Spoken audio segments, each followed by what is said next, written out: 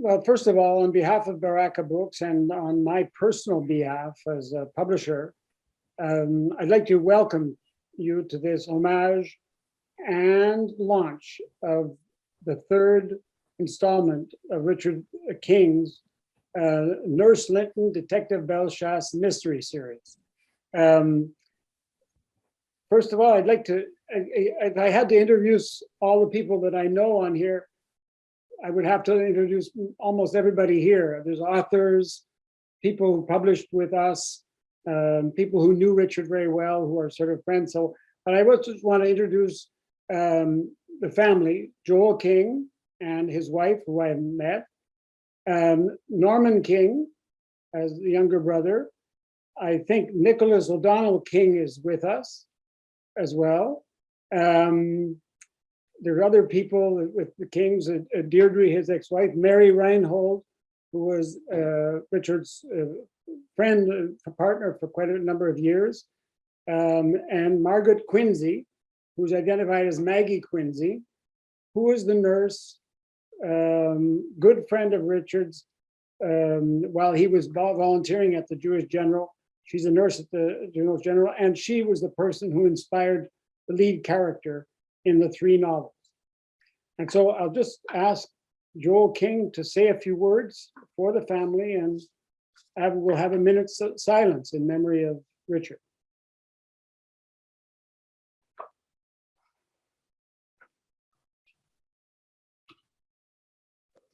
There, do you hear me now? Yeah. Okay. Thank you very much, Robin, and thank you everyone for logging on. It's truly still so hard to believe. It's almost 4.5 months since Richard passed, and I still see him in my mind every day. I can picture so many events together, both as children and as adults, but they're warm memories and they're fond memories. And as I've said before, even my brother Norman was surprised. I said there was only one incident where Richard and I had a serious disagreement, and he said, "When did that happen? I never even knew about that one." About that, like, it just never happened. Richard was a sweet, gentle, kind, caring individual who was so principled in terms of right and wrong. He stood up for what was perceived and what wasn't injustice, and would never hesitate to speak his mind on those issues. But he was a caring, warm, loving individual as a brother, as a father, as a husband, as a son, as a grandchild. Really, we have such fond memories. And even though 4.5 months has passed, I thought it would be easier. So far, it's not easier, it's not more difficult. It's just there's a pain of loss. And as I've alluded to, the warm lifetime of memories definitely does help, because you can always sort of pull one out and feel very sort of a warmth flowing through your body. But one of the other really helpful elements has been the outpouring of love and support from friends, family, and community. The recognition and tribute paid to his commitment to English language in Montreal and in Quebec, and into development of English language institutions. And the number of people who have approached us and said how much they enjoyed his book reviews on CBC, and the interaction with former employees and co-workers at the bookstore, all of whom have positive, warm, reassuring comments. That has helped also. That really does make a difference. And the outpouring of love and support at an evening such as this is also just one more pillar in helping to support us deal with the pain of loss. One final comment, and it was a very bittersweet moment, but I think it's appropriate to discuss it at this point at his book launch, was when we were at the hospital when he was awaiting one of his chemotherapy treatments. There was a procedure that he had to do first, and one of them was to sit in a waiting room to be weighed and to have that entered into the weight entered into the system, and then we would proceed to chemotherapy. And so they called people by name and they called his name. He went, but there was a waiting room full of people. And the woman sitting, so I stayed in my seat. The woman sitting next to me said, "Is that Richard King, the author?" I said, "Yes." She says, "Oh, I love his book." Well, for any authors who are in the audience, you know what a wonderful feeling that is to have someone recognize you and pay tribute to you. So he came back and sat down, and she started telling him how much she enjoyed reading his books, and she's looking forward to the next one. And as I say, it was bittersweet due to the fact that he was going through chemotherapy, but he was so elated with that. And it's a memory that will stay with me forever. So in tribute to him and in tribute to his memory, I think it's now time and appropriate for a moment of silence.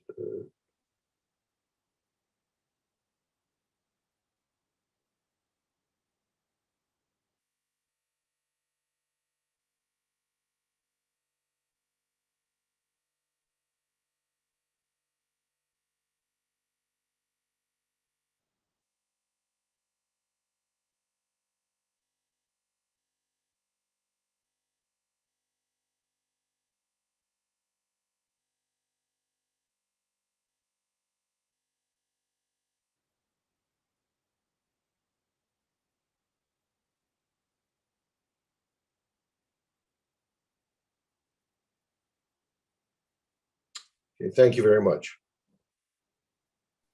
And thank you, Joel, for those thoughts. And I'm sure everybody feels much the same way. And we all have our own stories and our experiences that we have gathered with Richard. I want to say just the program. I'm going to just present how Richard and I came to develop a publisher's relationship.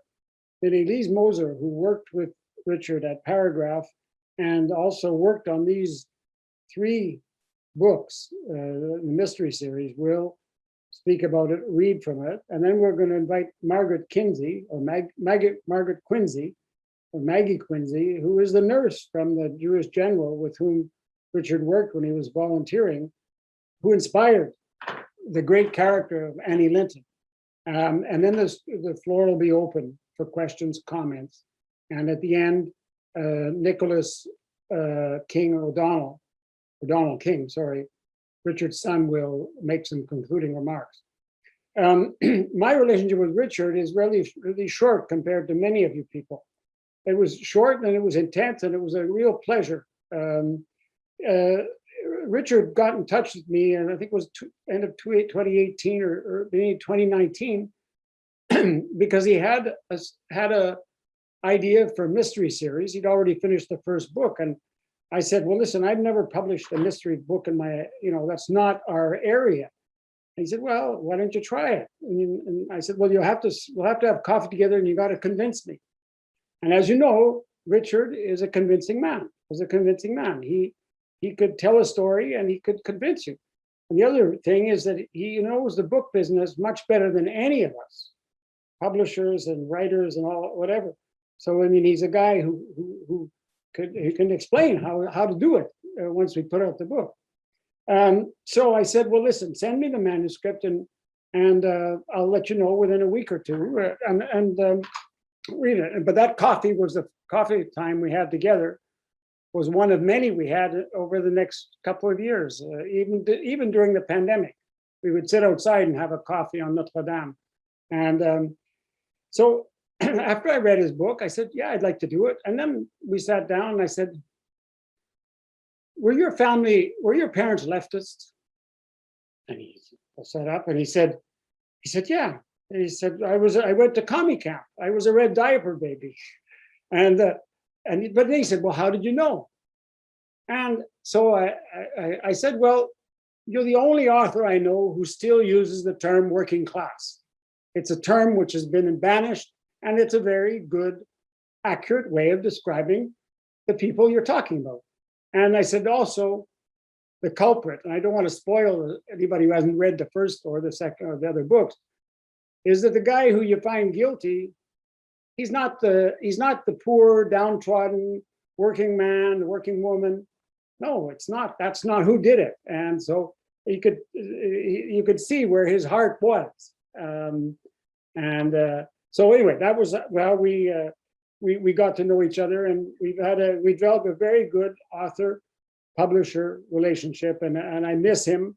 I ride my bike often over to Matwater Market and go along in front of where he used to live, and I think about it because I know he lived there for the last few years on St. Ambroise, and so but it was and he loved to have coffee, and I enjoyed getting together with him for coffee several times. My only regret is that towards the end, because he always had projects going and he never complained. He wasn't a complainer. So I was quite shocked when in early January this year, I had heard that he passed away. I mean, I knew he was sick. We talked about it, but he seemed to have all kinds of things underway.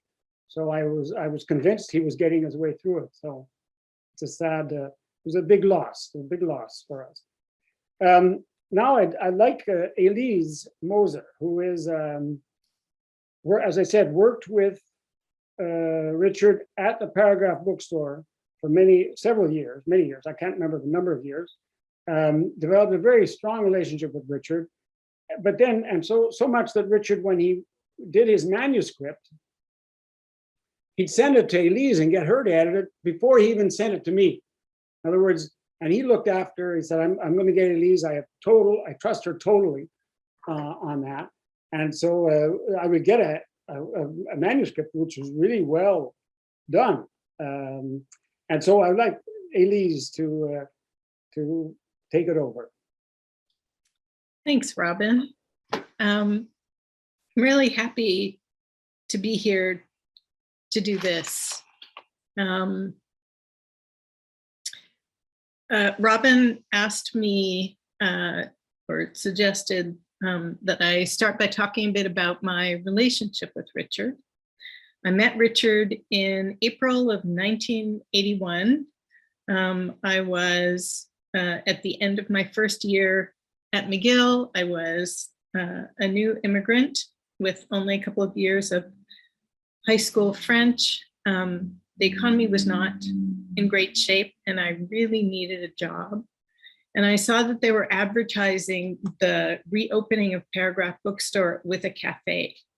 Some of you here may remember that Richard and his partner, Jonathan Penny, who met when they were both managers at Classics Bookshops, had bought the old Mansfield Book Mart, and they sold off. It was in the basement of a building on Mansfield Street near Sherbrooke. They sold off as much of the old stock as they could. At the end, I think they were selling it by weight just to get it out the door. And then they closed that place and they were renovating, and they were advertising that they were going to reopen with a bookstore and cafe, which in 1981, that was not a thing yet. There was not a bookstore cafe on every corner. It was a really smart new idea. And so I thought, well, they didn't have a cafe before, so maybe they didn't have anyone to work there. So I went and I asked them if I could apply for the job. And I think they were a little surprised because they hadn't actually advertised for help in this idea. And Richard always referred to that as when Elise hired us. And that was one of the smartest things I ever did was to hire them. I ended up working there for 12 years. I started behind the counter of the cafe pouring coffee. And little by little, I moved into the bookstore. I eventually became the manager and a book buyer. And really working at Paragraph was the beginning of everything else I've done in my life. So I couldn't be more grateful. I learned so much from being there, and I learned so much from Richard because he was not only a really good bookseller and a mensch of a person, but he had a sort of a broad view of everything. He was always doing something to support mostly, English language literary culture in Quebec. and in Canada, the book industry. I remember around 1988 going into the office at Paragraph, and Richard was there on the phone at his desk, and he was talking to someone. It was when they were organizing Q-Spell. And that was the first time I remember knowing about that. That stands for Quebec Society for the Promotion of English Language Literature. And that, again, like it was a totally new thing. And Q-Spell became one of the two parent organizations of the Quebec Writers Federation, which we have now, and which is a hugely important organization for our community. And I personally and many, many others have benefited enormously from that. And Richard was one of the driving forces behind that. So that was an amazing thing. He was an active supporter of English language readers, writers, and publishers in other ways as well. He served on the board of the Canadian Booksellers Association. And I remember that he used to take me and Barbara, the other book buyer, and other Paragraph employees to the Booksellers Association convention. He was always making it possible for us to learn more. He always encouraged me to get involved in things outside the store and learn more about the book industry and develop myself. He was a very generous boss in that respect. He introduced readers to writers they would have never otherwise heard of on his radio book segments. And he served on the board of the Writers Union of Canada. He was the treasurer of the Writers Union at the time of his death. So this is a very long life of service to our community.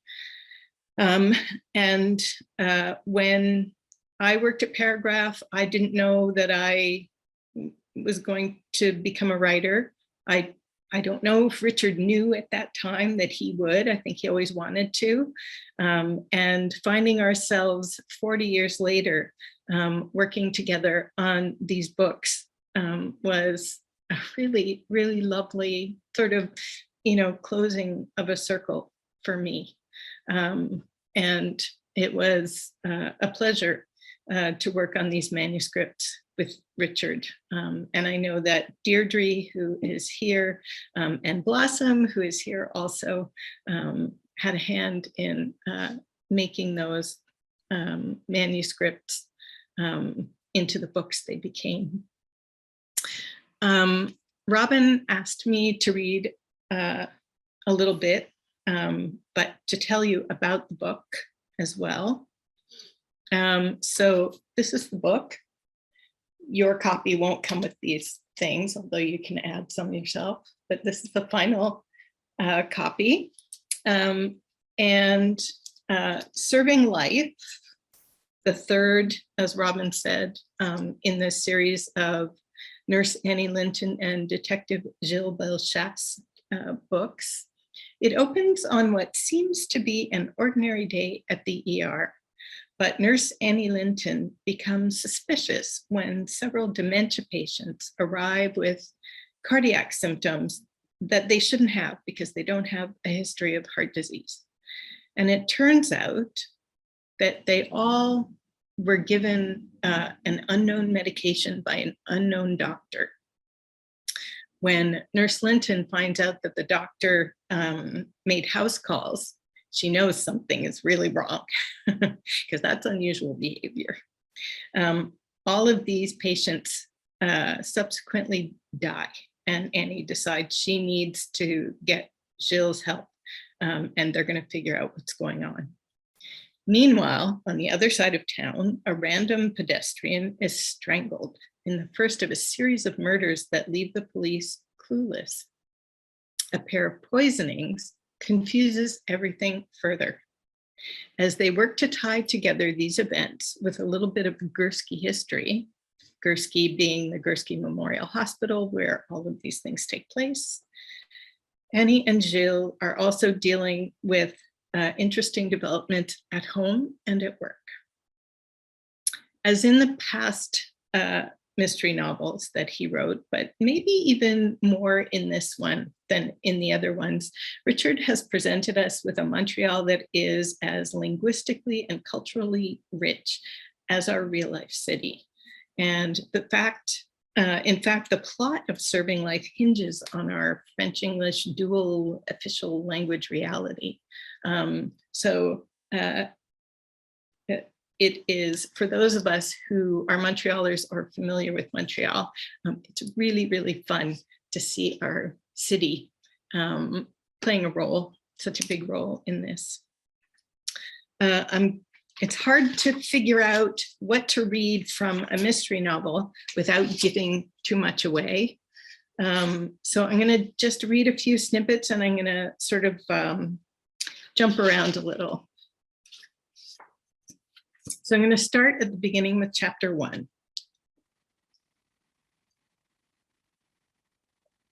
So this takes place in February of 2020.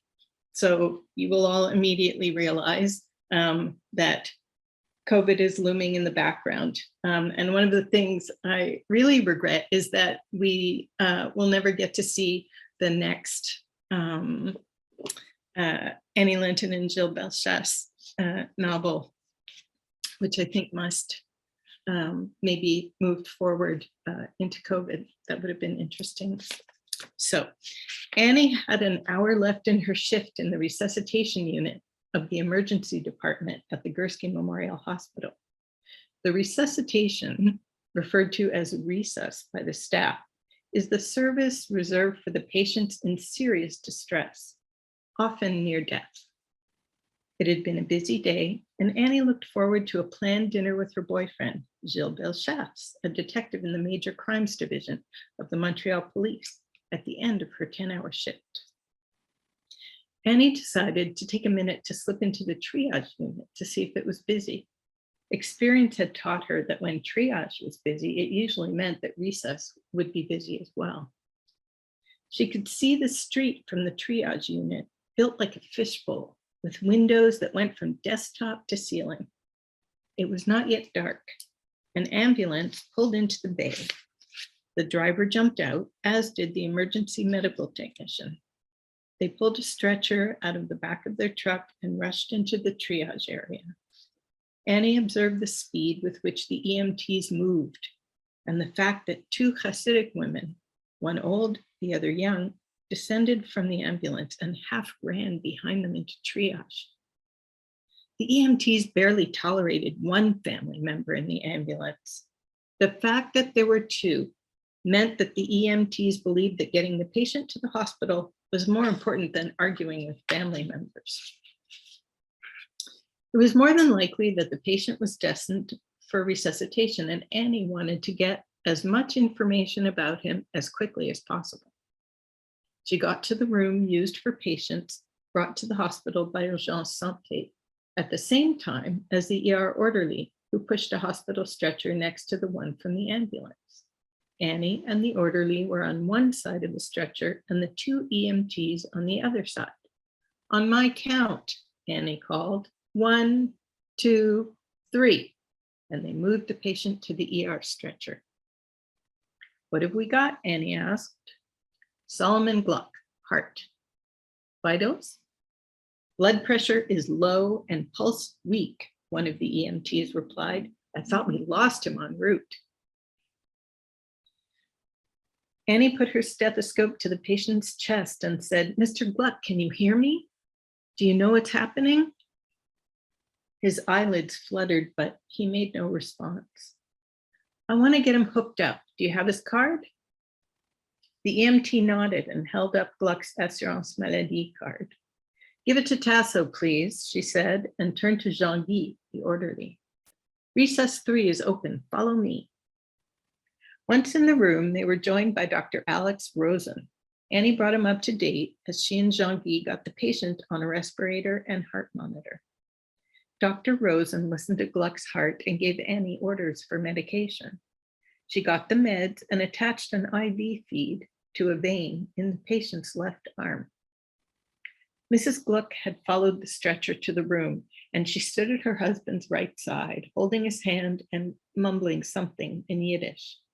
Her lined face was white with worry, and Annie feared she would have an anemic fainting spell.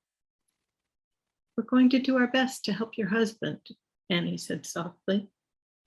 "Jean-Guy will take you to the waiting room, where you'll be more comfortable. I'll come and talk to you as soon as I can." Mrs. Gluck stared blankly at her. Annie was not certain that she'd understood. Perhaps she only spoke Yiddish. "Do you understand?" Annie asked. "Ich verstehe." "Jean-Guy, please take Mrs. Gluck to the waiting room." No sooner had Jean-Guy left with Mrs. Gluck than Tasso, the registration clerk, came into the room with the patient's chart. He was followed by the second woman, the patient's daughter. Tasso handed the chart to Annie, who made her notes and passed it to Dr. Rosen so he could do the same. "How's my father? Where's my mother?" the young woman asked. Annie gently held the woman by the elbow and led her out of the room so Dr. Rosen could continue to make his notes and monitor the patient.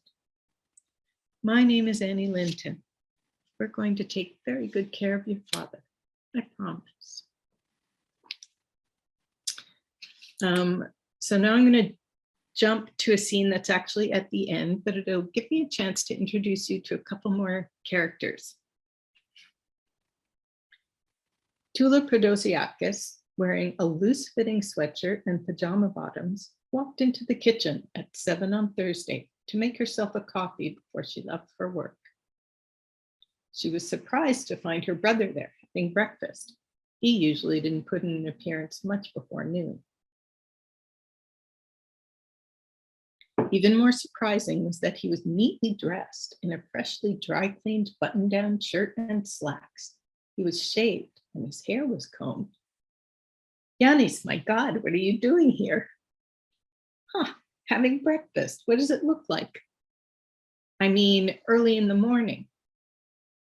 Tula poured herself a cup of coffee and joined her brother at the table. "I have a job interview at 9, Yanis said. "What?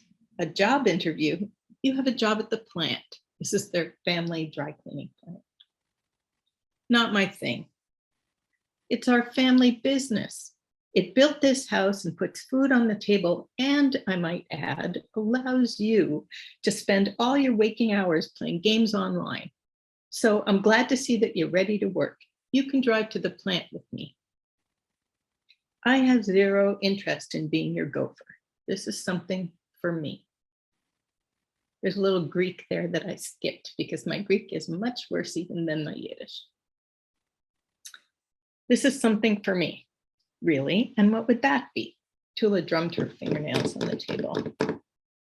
"Research. Something in a chemistry lab." Tula couldn't believe that her brother, with virtually no education, could land a job in a research lab. Whose lab? She me bet. That's who. Tula almost choked on her coffee. "How on earth did you get an interview with them? They collect our chemicals." "Yeah, the cop gave me the lead. He even called and made an introduction." "The cop?" It took Tula a moment to grasp to whom her brother was referring. "Bellechasse? When did you see him?" "He was here yesterday and he offered." Tula couldn't remember when she had had so much surprising information thrown at her. It was hard to process all of it. And then I'm going to jump back toward the front. I'm going to introduce you to one more character. Dr. Marcus Tidley worked in a building a block and a half west of the ER, Pavilion L. He was director of research at the Dementia and Alzheimer's Research Group, a project that was looking into the cause and the cure for Alzheimer's and other neurodegenerative diseases. One of the benefits of research into neurodegenerative diseases was that there was a lot of grant money available for it.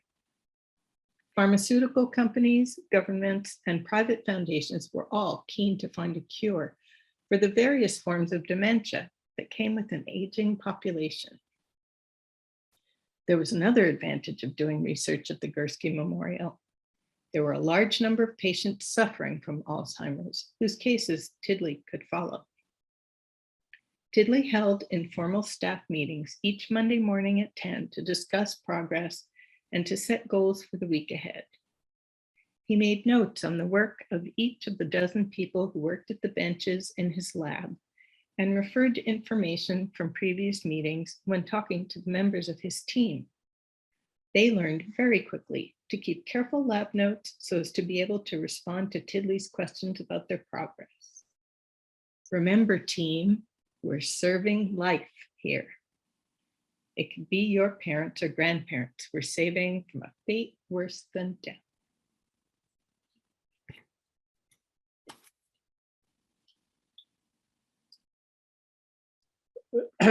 Very nice, Elise. Very, very interesting. You know, it makes you want to read the book again. You know. Well, I read it. I worked on it in detail with Richard several times over. And then when you told me about this event, you kindly sent me a copy and I read the whole thing again. And at first I kind of thought, you know, what's it going to be like to read it again? But I found myself lying on the couch reading until late at night because it really, so it just grabs you. Yeah, it does. There's one other person who was involved, as Barbara Rudnicki was also involved, and she's present too, was involved in proofreading. I think probably all three of the books, and she's with us too.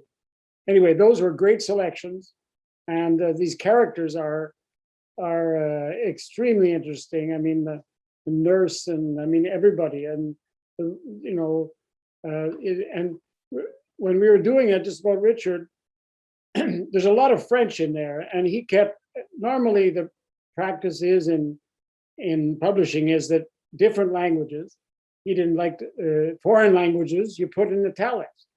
We said French is not a foreign language, and he insisted that it be thrown in there exactly, which is what I felt was the best thing too. So I mean, you do feel he has a real sense of the nature of Montreal, the way Montreal operates. And if you look at the cover, it's called Bradford. There are three of these streets that are, he goes into detail about the history of Montreal too. These three streets, which are dead ends, and they're only walking streets. And finally, one of them took a picture of the street, Bradford Crescent, then there's Beaminster, and so on, right near the Jewish General. But anyway, great selection, ladies. Thank you. Now, I'd like to invite Margaret Quinsey, or Maggie Quinsey, Quinsey, excuse me, and who Richard spoke to me quite a lot about her as being the person who inspired the Annie Linton. As you can see, the Annie Linton character is a wonderful person. And he said, well, no, but it's just Maggie Quinsey, he would say. And so I invite Maggie to talk about a bit about the relationship with Richard, and also, anyway, anything about how he got into, from volunteering for 10 years, he ended up decided he wanted to write a book about the healthcare workers, and so on. So Maggie, it's up to you. Hello, everyone. I'm very honored to be here. Deeply miss him. We met, first of all, the reading of the book was absolutely beautiful, and it actually made me feel like I was at work for a minute. I almost shut it off. It's very well done and very realistic. Richard and I met, like you had said, Robin, we met around 10 years ago when he started volunteering in my emergency room at the Jewish. I have been there for 20 years and met Richard around 10 now. I guess he was an amazing volunteer because he was always so willing to do absolutely anything that was not in a voluntary position. Like he shouldn't, like he didn't care. He would do anything we asked him to. We absolutely loved having him there because we knew that, you know, if a patient had to be brought out, I didn't have to get up from triaging somebody and he would take them. And he always had us laughing, and his generosity with everybody was just so heartfelt by everybody in emergency. He would always bring us tons of books and leave them all around for us, and or like, you know, just talk about different books that he either was working on or reading for CBC. So I just, that's how I initially met him. And then one day I had written that my mom had passed away when I was a little girl. I was 10, and as most of you probably know, Richard lost his mother at a very young age also. So he came up to me the week after at the hospital, and he said, "Oh, we belong to the same club." And I'm like, I'm thinking, okay, I don't golf. I don't, what club are you talking about? And then he said, "Oh, I'm really, you know, I saw that you lost your mom early, and so did I." And it really, I guess, bonded us. From that moment on, we were like bonded, I must say, bonded. Yes, that's the word. And it's, of course, it was like 5 years later or more than that, I guess, when he started working, told me that he wanted to write the mystery novels. And he said, you know, I'd really like for you to kind of put your input in for the medical part and whether things make sense or not.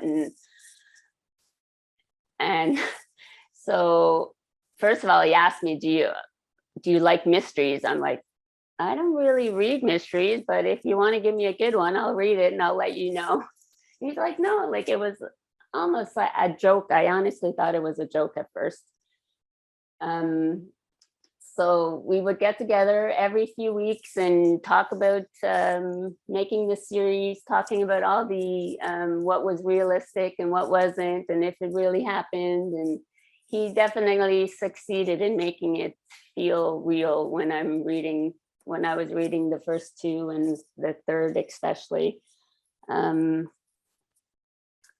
Yeah, we just met on many occasions, had our breakfast, had our coffee, and I would correct any of his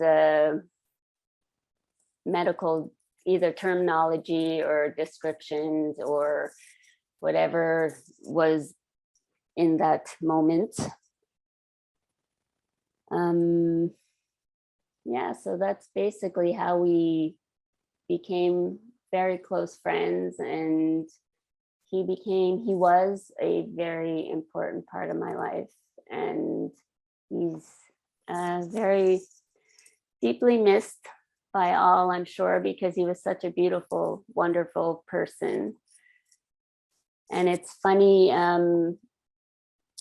Joel, when you told a story before about being at the hospital and somebody recognizing him and liked the books, a funny note added to that is that one time I was bringing a patient to radiology, and the staff that was working looks at me and goes, "Oh, I guess she saw my badge," and she goes, "Oh, you're Annie Linton." So I was quite surprised, and I almost like felt famous there for a moment. And I told Richard about it, and he was just so happy and so thrilled. Like Richard knew that my life was not always very easy, and he just had this way of making me feel so important. And even when he told me that the the character Annie was after me, I actually laughed because I didn't know what else to do. I was like, well, what do you mean? He goes, well, no, just read the books. Like, you know, you don't know. He only told me that after the first book was being published, because he didn't actually, when we were discussing this throughout the first book, he didn't tell me Annie Linton was after me. It was only just before it was published that he told me. So I thought that was very funny and entertaining. And I loved every minute of it. And I'm so, so proud to be part of those books and part of Richard's life and all of his family and friends that I've met through him. You're all just wonderful people. And I thank you for including me in this and being just part of Richard's life. Yep. Is there anything? Thank you, Maggie. It was very, very touching, very moving, and maybe we're going to open up the questions. But one question, but you can think about it and maybe come back to it. I know that when the book was first book was launched, it was the 1st of April, 2020. You know, the pandemic had just begun, and we decided to offer free delivery for our books because Amazon was the only place, and they were charging a lot, so we would offer free delivery. And so I would drop books off because I'd end up, save a bit of money. So I'd go and drop them off, and there were all kinds of books sold around the Jewish General. I mean, there must have been people. So the question I would ask, but don't answer this yet because they're going to open up the floor.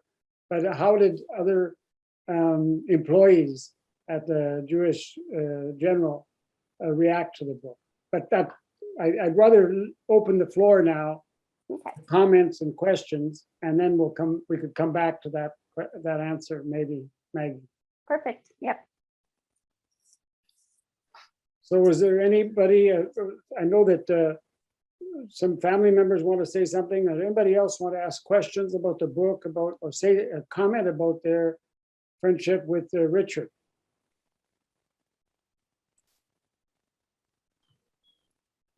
Hello. Yeah.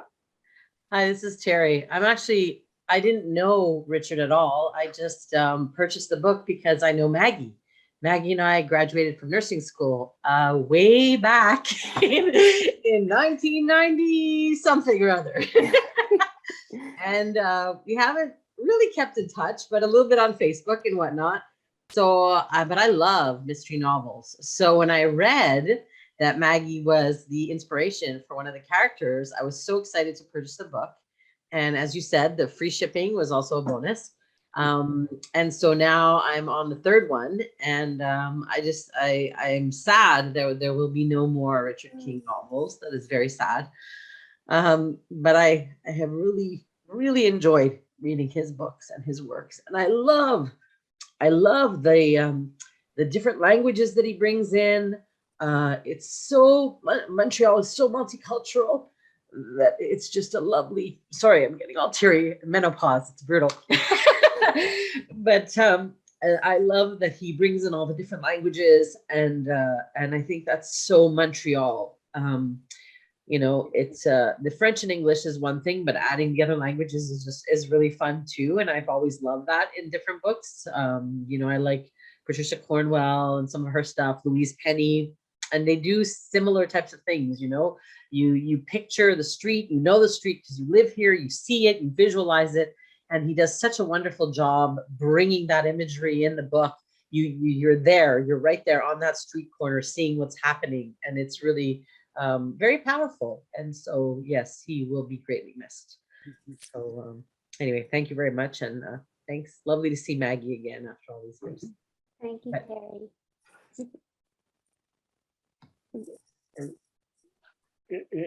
Any other comments, questions? Yeah, yes, Frank. We can't hear you. I have a question which is not perhaps as laudatory as the comments that have been made. I just have an information question.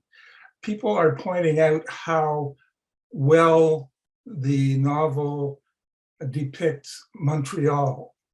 And I'm just wondering, does that help the distribution of the novel elsewhere, or does it create a kind of just local interest?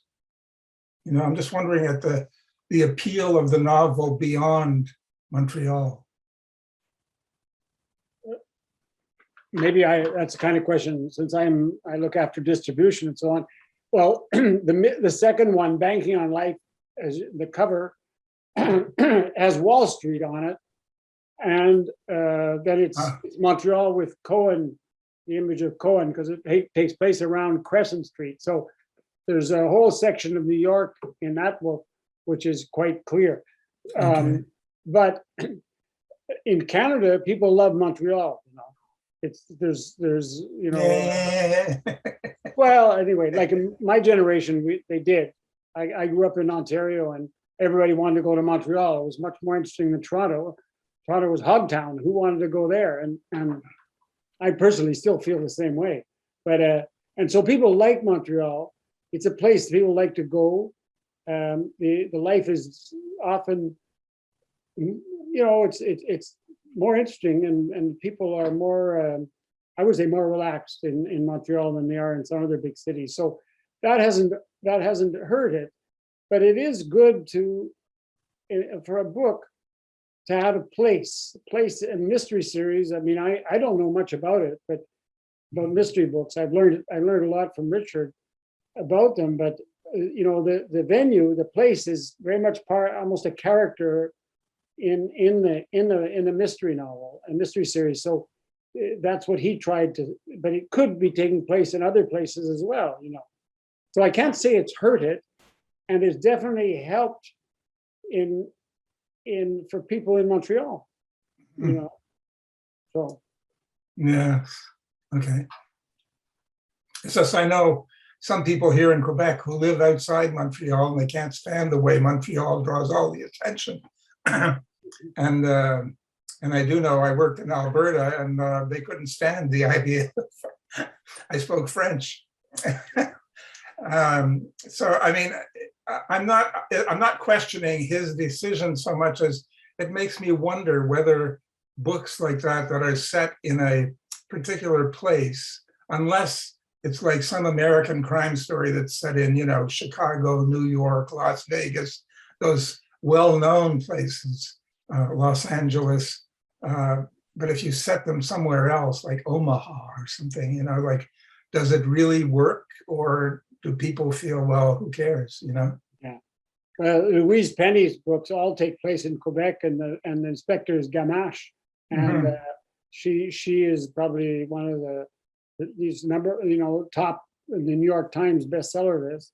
There's another mystery novelist, Donna Leone, who is an American who writes in English and publishes, and everything takes place in Venice. Yeah. Montreal has a certain attraction as a city.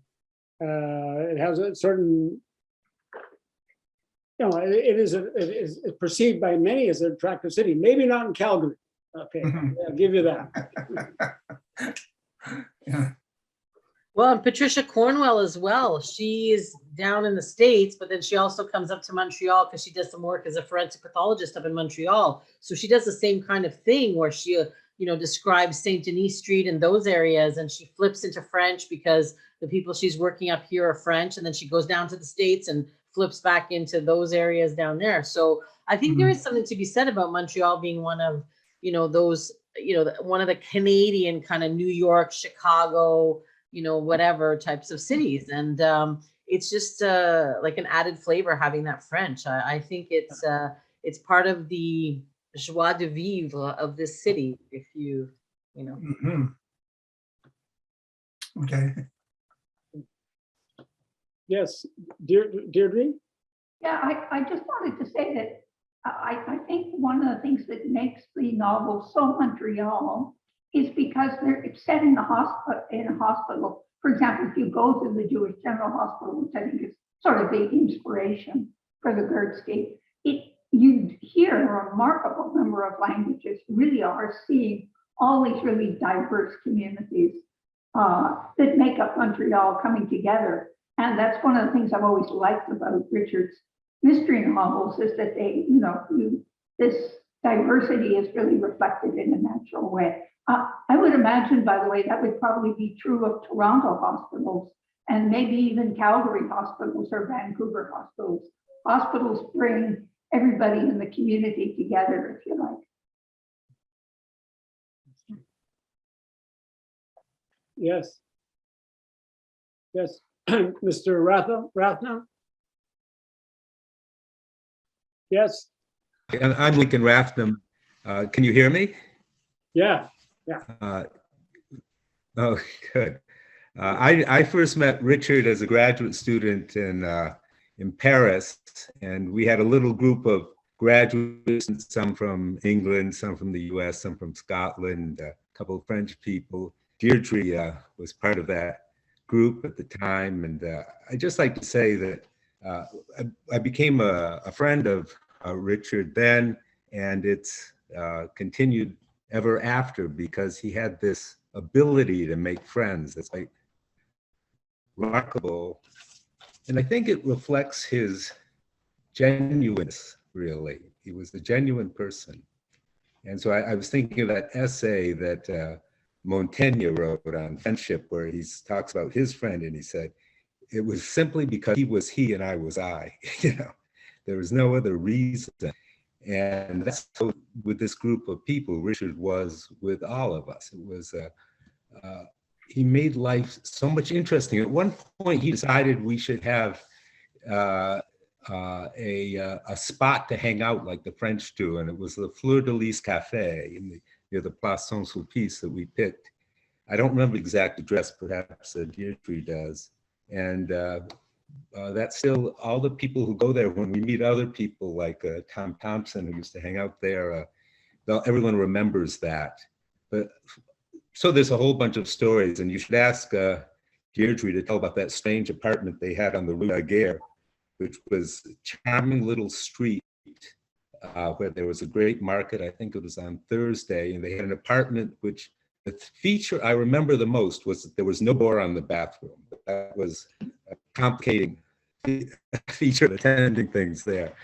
But I'd just like to say how much Richard loved books, and just give you two things. One, we were talking, this was like 3 years ago, about a review of Richard author's Hebrew Bible translation, which I'm showing you here, which is quite a monumental work. He said, well, we should read it together. We'll each go through 100 pages each X number of days, and then we'll compare notes.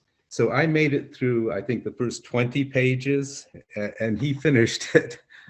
But he found typos, and he sent the typos to the publisher, and he was very incensed that they did not rush out with a new edition with the corrections in it.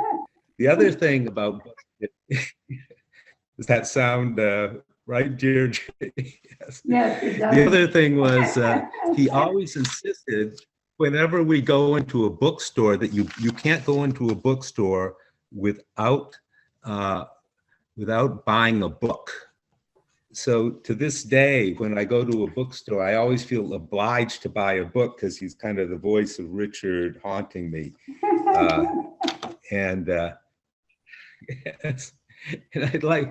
I'd like to say something also that Richard always he was particular in that he associated himself with interesting people, and Deirdre was certainly one, and his other great friend Mary certainly was a person cut from the same cloth, and both delightful people to know, and it was a great privilege knowing them both.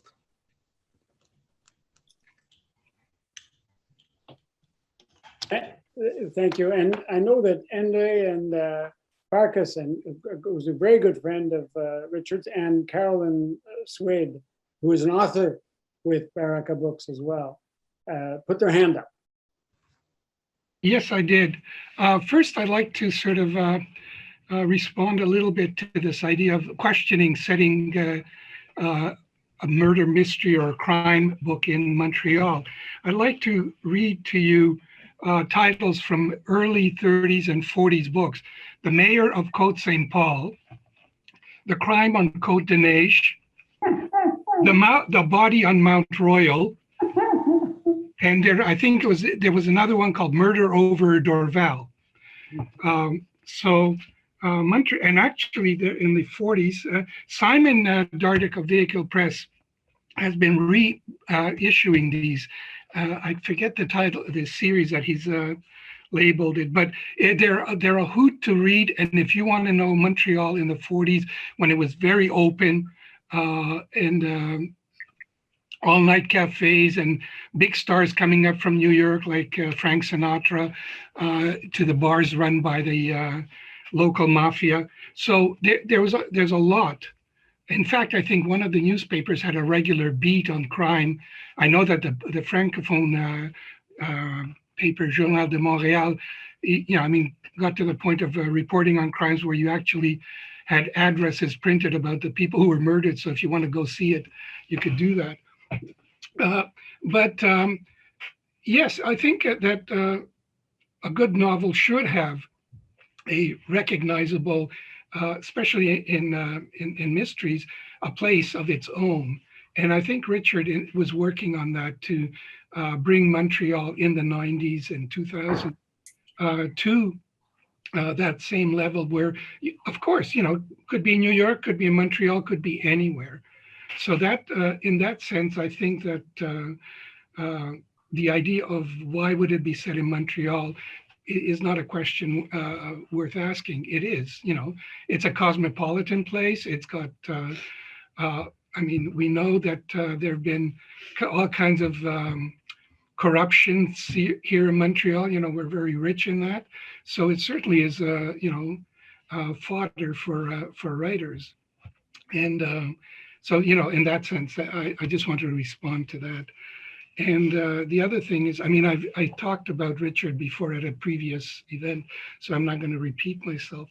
But Richard, I think somebody who just spoke before me mentioned it, really believed that it's not enough to give a writer exposure at readings or events, because as we know, you could die from exposure.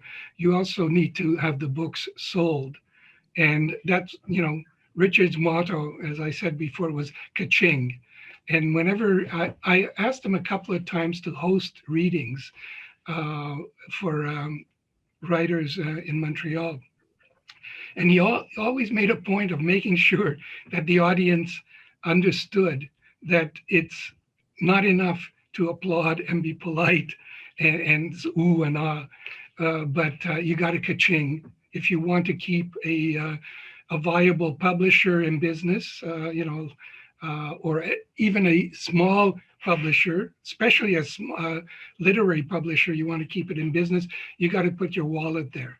And I remember when Richard opened up Paragraph and I went to talk to him and he said, okay, I'm setting this amount of money you have to spend every year at Paragraph, and he was half joking, but half very serious. And I think that's important for readers or lovers of books to understand, that this helps to keep a publisher in business alive. And I think we should support our local publishers who take risks. They are the ones who sort of, if you want to call them the farm teams of writers who are just beginning their careers, and then move on to, if they're successful, they move on to the big leagues. So I think that the publishers in especially English publishers in Quebec should be very supported by people. That's it. That's my plug. I'll second that, Andre. I'll second that. So, are there more comments or anybody want to say anything else about Richard? We don't have to finish. Yes, Norman King. Norman. Okay, I'll take my hand down. Yes, I was fascinated listening to my brother Joel, because I was thinking of the things that I want to say this evening, and it was actually mind-boggling to me because Joel, we didn't consult each other, said everything I was going to say. I really had the exact same emotions that he did. The first one being, I still can't get my head around the fact that Richard's not here with us. It doesn't make sense. He's so much a part of us, and he's not, as I say, it's very difficult for me to accept. The memories, I will spare you, but I could do dozens and dozens and dozens. The fact that I'm the baby brother, both my brothers would be very protective. They would tease me from time to time, but very protective. And Richard was really protective of his younger brothers. I found it very interesting that you picked up on our working class background. It's fascinating. The summer camp that we went to, Richard was my counselor at summer camp. So that was a huge part of our lives as well. And the other thing that Joel said that I was really going to say, but I just want to repeat it, is that as he says, the pain stays, but the comfort comes from the comments and the reactions that people have had towards Richard and all that he did. That just makes things so much easier for us to help us deal with such a difficult situation. And thank you so much for having this event. It just adds to the comfort that we get from people who knew Richard and loved him the way we did. Thank you, Norman. Norman and I have a link because our daughters are good friends. Yes. And I learned that when I got to know Richard, and they traveled together, our daughters in Latin America as well. So, but there was, if I hadn't gotten to know Richard, I would never have realized that we had that link. Elise. Yeah, all of these comments are making me remember a lot of things. I think we could go on for a long time. I'll just say two things. One is a lot of things Richard used to say stayed with me. One thing he used to say was when people used to come to ask for a job at Paragraph, he used to say, don't tell me you love books, tell me you love moving heavy boxes. And there were a lot of heavy boxes to move at Paragraph, but Richard did love books.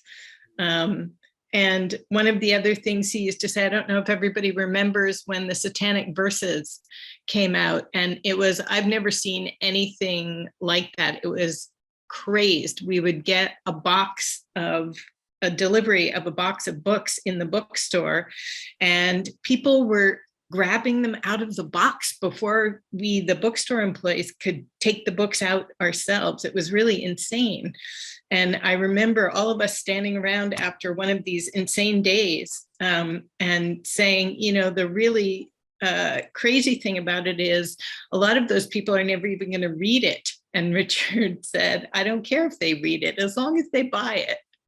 That was totally Richard. And the other thing I wanted to say is that the Writers Union, Richard was the treasurer of the Writers Union when he died, and it has a monthly newsletter called Write, and they have an in memoriam section at the back. And I wrote an in memoriam column about Richard. I'm going to put my this is not something you would have access to unless you're a member of the Writers Union. I'm going to put my email address in the chat.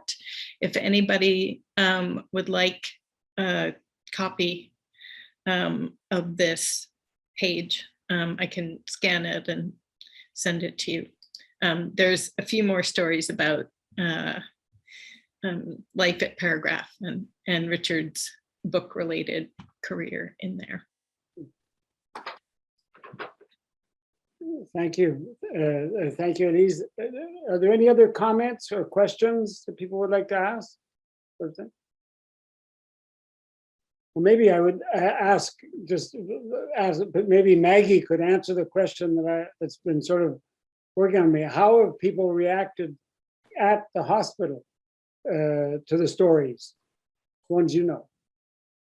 They all think it's pretty amazing, and especially, I guess, because it's so recognizable. Like when you read his books, you can definitely, even when he describes like triage, whatever, he has it down pat. So everybody thinks it's really neat that first of all, we know him and he's an author and knew him. So it was really cool, actually. Everybody's reaction was, they were very excited and thought that, actually honored, I guess, too, that we would be the subject of his book. Yeah. Yeah, it was exciting. They were excited. It would come up. I know a lot of people bought the book at work, and just because, right? And knowing Richard and what a wonderful person he was, they were happy to be a part of it. That's good. Okay. Yeah. Okay. Before we conclude, I do want to say one thing, that I want to thank Blossom Tom and Jan Jorgensen, who is hidden behind the cover of the book, for helping organize this. Blossom, without it, we couldn't put these events together. And there isn't something good about Zoom, is that you have a kind of a close relationship with the people who are talking. It's not quite being together, but sometimes it can be even more enlightening. And so I want to thank Blossom for her help setting this up, and Jan, who's hidden behind the cover, who is graciously has offered us to use her Zoom account, and she knows how to manage it. I think as we're not all pros at this, and so anyway, it's very important for us to be able to do this. Hopefully, in the future, we'll be able to launch in person. But one of the advantages of this is that, for instance, somebody joined us at the end, the last minute. She's in Vancouver, and there's people in different cities, and so that's one of the advantages of online launches. Yeah, one other question here. My brother John. Can you hear me now? Did I do it? Yes. Yeah. Yes. I was going to comment on the Zoom meeting, and as much as I hate Zoom for a lot of things, for book launches, I think it's better, almost better than being in the room. Maybe hybrid, I don't know, because I don't know you. I know my brother only, but I feel like I know you a bit now, and only one person can talk at a time. So I think it's a really neat format for book launches, and it's not a very good format for a lot of things which are so repetitive. I can't stand them. Thank you, John. So I just want to say we have another launch next week. Frank Mackey's book, The Great Absquatulator, will be launched at the same time next week. And I'll let you define, I'll let you join us to find out what an absquatulator is. But it's a fascinating book with a foreword by Webster. Very interesting book. So you can buy the book, here's the publisher, and I'm going to go to, what is the word, Andre? Cha-ching? Cha-ching? What was the word anyway? If you want to buy the book, ka-ching, okay. The You cash buy it register. on the website. It's at barricabooks.com, ka-ching, okay. And so you can buy them online, and we still have free shipping, but that's going to end with the rising gas costs. So probably by the 1st of July, we're going to have to start charging for shipping again. So is Nicholas here still? Because Nicholas Yes. O'Donnell King? Yes. Okay, here he is. And so Nicholas will ask you to to say some concluding words, remarks about your father.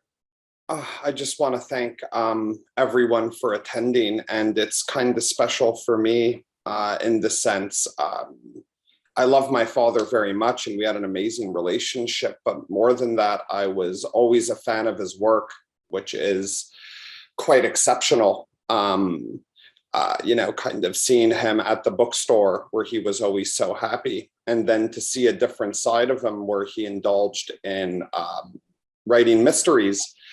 To me, he was always the funniest guy I knew.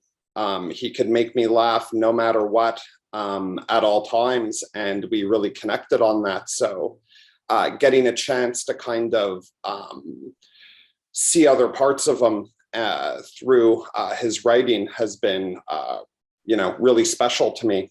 And I'm just a huge fan. And to me, I've always been so fascinated by the way he wrote such good mysteries. I think you have to be a great problem solver to, you know, kind of come up with these situations, then connect everything. And that's what he always was to me. There was nothing, there was no problem that he couldn't solve. And I just want to thank everyone for being here. It means a lot. And thank you, Nicholas, for being with us. Your father, in the 3 years that I knew him, 3 or 4 years, he talked about you often, and he was so proud of you. So it's nice to have you here with us tonight.